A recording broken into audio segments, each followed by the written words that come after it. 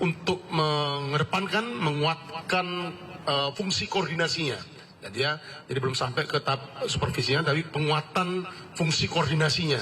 Terkait dengan apa? Terkait dengan dari Kedeputian Korsup KPK RI memberikan dukungan terkait dengan menukar informasi, yang kemudian terkait juga dengan transparansi dan perbantuan lainnya terkait dengan dukungan Kedeputian Korsup KPK RI terhadap penyidikan yang saat ini sedang dilakukan oleh penyidik gabungan di Ditreskrimsus Polda Metro Jaya dan di Tipikor Baris Krim Polri.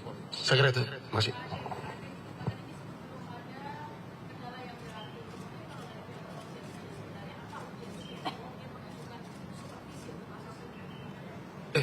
Sebagaimana yang pernah kami sampaikan di awal bahwa kami penyidik mengirimkan surat ke pimpinan KPK RI untuk menugaskan Deputi Korsup KPK RI untuk melakukan supervisi penanganan perkara akuo. Ini adalah sebagai bentuk transparansi penyidikan yang saat ini dilakukan oleh tim penyidik. Nah, tadi dari hasil rapat koordinasi dan dengar pendapat pagi ini telah banyak hal dibicarakan gitu ya, terkait dengan perjalanan sidik yang sedang kita lakukan, kendala ataupun hambatan yang ditemukan, dan sudah kami sampaikan semua bahwa sampai saat ini kendala maupun hambatan yang berarti belum kita temukan selama proses penyidikan berlangsung. Dan juga tadi kami sampaikan bahwa dalam perjalanan sidik ini kami juga sudah banyak bekerja sama gitu ya, sudah banyak disupport dari teman-teman di KPK terkait dengan beberapa turunan ekstraksi data dari barang bukti elektronik yang saat ini dikuasai oleh KPK RI dalam kapasitas penyitaan seperti itu, dan beberapa dokumen lainnya alhamdulillah tidak ada hambatan ataupun kendala yang berarti gitu ya. Jadi semua untuk kepentingan penyidikan sampai saat ini masih berjalan dengan baik seperti itu. Jadi sehingga kemudian disepakati akan mengoptimalkan fungsi koordinasi terkait dengan tadi sampaikan perbantuan, tukar menukar informasi, perbantuan lainnya terkait dengan dukungan dalam proses penyidikan yang saat ini sedang berlangsung. Terima kasih. Tadi dikatakan bahwa tidak ada kendala berarti dalam proses penyidikan ini. Lalu kapan dilakukan gelar perkara untuk menentukan tersangka, Pak? Kemarin sudah saya sampaikan bahwa penyidik saat ini sedang melakukan konsultasi dan analisa evaluasi terhadap perjalanan sidik yang sudah berlangsung mulai tanggal 9 Oktober sampai dengan kemarin gitu ya. Saat ini proses konsolidasi maupun aneks sedang kita lakukan untuk menentukan langkah tindak lanjut penyidikan berikutnya. Nanti kita pasti akan update kepada rekan-rekan sekalian. Ya. Ada waktu tertentu satu minggu depan atau 2 minggu depan? Nanti kita tunggu ya.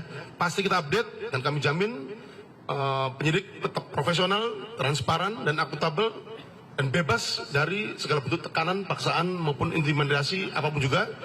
Dan KPK serta Polri solid dalam pemberantasan tindak pidana korupsi.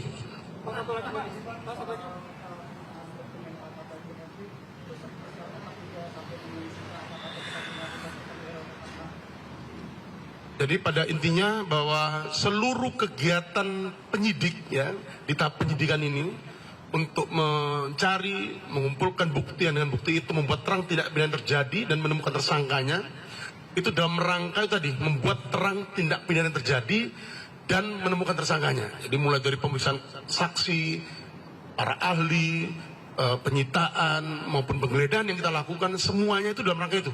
Jadi mencari dan mengumpulkan bukti yang dengan bukti itu membuat terang tindak pidana terjadi dan menemukan siapa tersangkanya.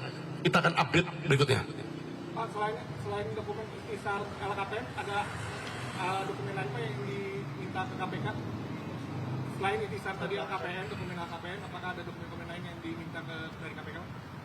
Jadi beberapa dokumen ataupun surat dari penetapan izin khusus penyitaan dan dari Pengadilan Negeri Jakarta Selatan, dan kemudian kita koordinasikan dengan pihak KPK dan telah diserahkan dan kemudian dilakukan penyitaan oleh tim penyidik untuk kepentingan penyidikan ya. Jadi beberapa dokumen belum bisa kami sampaikan di sini karena ini terkait dengan materi penyidikan, nanti berikutnya akan kita update ya.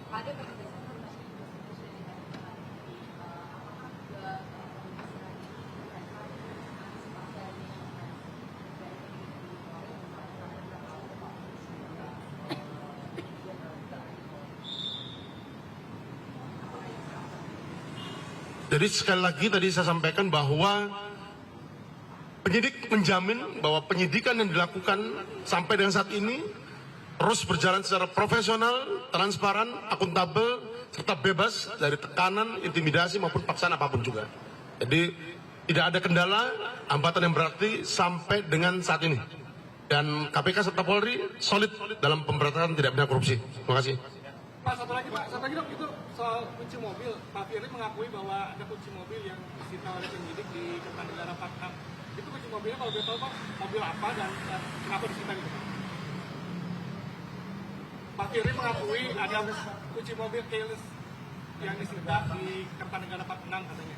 Jadi sekali lagi bahwa semua yang kita lakukan terkait dengan penyitaan, penggeledahan yang sudah dilakukan oleh penyidik, semuanya dalam rangka tadi mencari dan mengumpulkan bukti yang dengan bukti itu membuat terang tidak terjadi. Ya.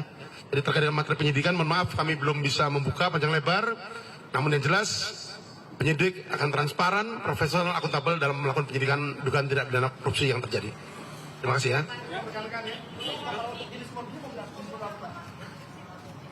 Rekan-rekan cukup ya. Kalau masalah teknis nanti ya tidak boleh disampaikan. Ya, saya kira demikian. Terima kasih teman-teman. Dukung kami dari KPK, Polda Metro Jaya dan Barreskrim dalam menuntaskan perkara ini. Terima kasih.